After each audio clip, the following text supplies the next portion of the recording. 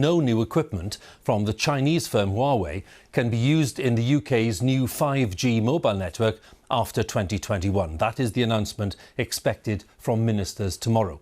They'll also insist that all existing Huawei 5G kit must be removed later. There's been pressure from the United States and from some Conservative MPs for Huawei to be ditched because of claims that the Chinese firm poses a threat to national security. Huawei says there's no basis for that allegation.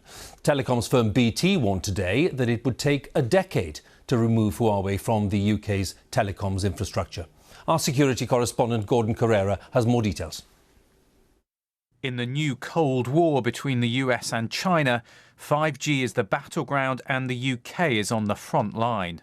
And that means a decision about Huawei made just in January now looks set to be overturned. 5G will power our future, from self-driving cars to smart homes.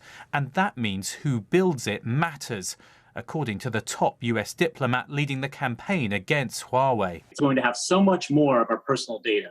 Therefore, we must have the highest levels of trust in the vendors providing that infrastructure. And they cannot be vendors who are headquartered in countries where they're under the control or direction of authoritarian regimes. Since January, Washington has ramped up the pressure.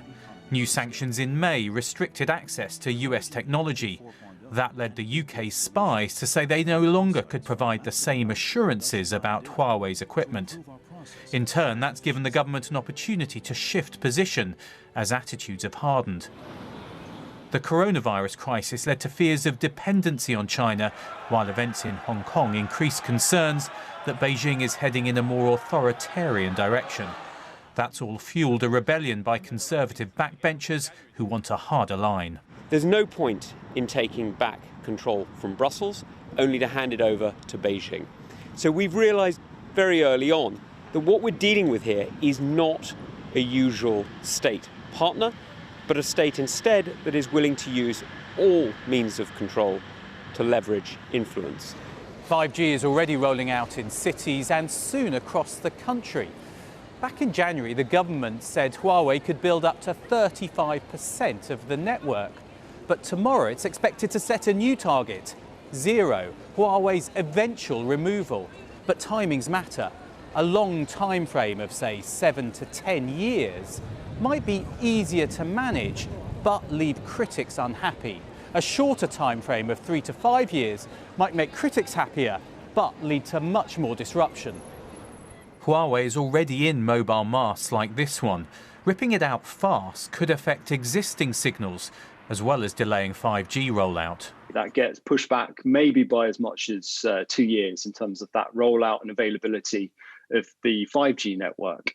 But it also impacts consumers in terms of 4G and the experience that they have there, because the current version of 5G that we're deploying depends on the 4G network.